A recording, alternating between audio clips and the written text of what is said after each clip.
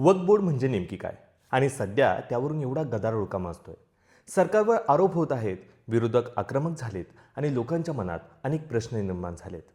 तर आज आपण समजून घेऊया वक्फ बोर्डचे अधिकार, त्यामध्ये काय बदल झालेत आणि त्यावरून नेमका वाद का निर्माण झालाय. सगळ्यात आधी समजून घेऊ हे वक्फ बोर्ड म्हणजे नेमकं काय. सोप्या भाषेत सांगायचं तर वक्फ बोर्ड म्हणजे मुस्लिम समाजाच्या धार्मिक आणि सामाजिक उपयोगासाठी दिलेल्या जमिनी आणि संपत्तीचे व्यवस्थापन पाहणारी संस्था. या मालमत्तेचा वापर मशिदी, मदरसे, अनाथालय आणि इतर धार्मिक सामाजिक कामांसाठी केला जातो. मग नेमका यात वाद काय? तर वाद आहे याच मालमत्तेच्या व्यवस्थापनाचा.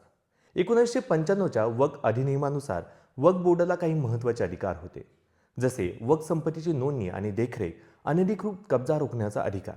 जर कोणी वक्फच्या जमिनीवर बेकायदेशीर कब्जा केला तर बोर्ड त्यावर कारवाई करू शकतो.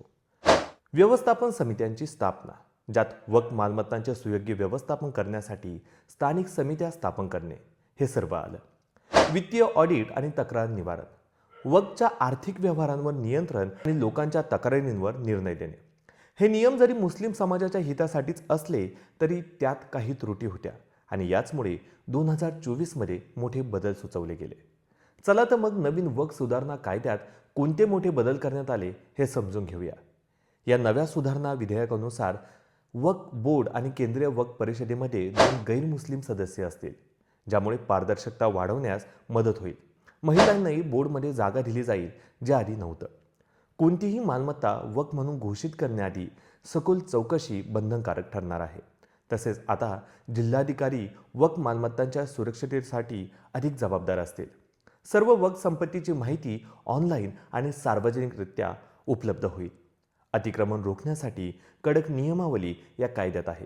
अनधिकृत कब्जा झाल्यास मोठ्या प्रमाणात दंड आणि कारवाई करण्यात येईल. या नव्या कायद्यानुसार वक्फ न्यायाधिकरणाचे अधिकार वाढतील. वादग्रस्त खटले जलद गतीने निकाली काढले जातील. एक वरिष्ठ अधिकारी वक्फ बोर्डाचा प्रशासकीय प्रमुख असेल. तसेच बोर्ड कमिटीच्या सदस्यांच्या नियुक्तीचे अधिकार राज्य सरकारकडे असतील. हे सगळे बदल वक्फ संपत्तीच्या पारदर्शी व्यवस्थापनासाठीच आहेत. पण काही लोक याला वेगळ्या दृष्टिकोनाने पाहतात. आता प्रश्न असा आहे, जर सुधारणा चांगल्या असतील तर विरोध का होतोय? काही मुस्लिम संघटनांना गैरमुस्लिम सदस्यांचा समावेश मान्य नाही. काहींना वाटतं राज्य सरकारला सदस्य निवडण्याचा अधिकार दिल्याने राजकीय हस्तक्षेप वाढेल. डिजिटलीकरणामुळे पारदर्शकता वाढेल, पण काही लोकांना हा सरकारी हस्तक्षेप वाटतो. जिल्हाधिकाऱ्यांना अधिक अधिकार दिल्याने स्थानिक पातळीवर सरकारी हस्तक्षेप वाढू शकतो. तर ही सुधारणा योग्य की अन्यायकारक? काही लोक याला पारदर्शकता म्हणत असेल तर काही लोक मुस्लिम समाजाच्या हक्कांवर घाला म्हणत आहेत. संपत्तीचं योग्य व्यवस्थापन व्हावं हा कोणत्याही समाजाचा अधिकार असतो. पण हा कायदा वक्फ मालमत्तेचं संरक्षण करेल की त्यावर वेगळीच राजकीय गणित होतील, हे भविष्यात स्पष्ट होईल. हे बिल बहुमताने पास तर झाले आहे, पण तुमचं मत काय? वक्फ बोर्डाच्या या नव्या सुधारणांबद्दल तुम्ही काय विचार करता? ही पारदर्शकता आहे की हस्तक्षेप? कमेंटमध्ये नक्की आपले विचार मांडा आणि हा महत्त्वाचा विषय अधिक लोकांपर्यंत पोहोचवण्यासाठी व्हिडिओला जास्तीत जास्त शेअर करा. धन्यवाद.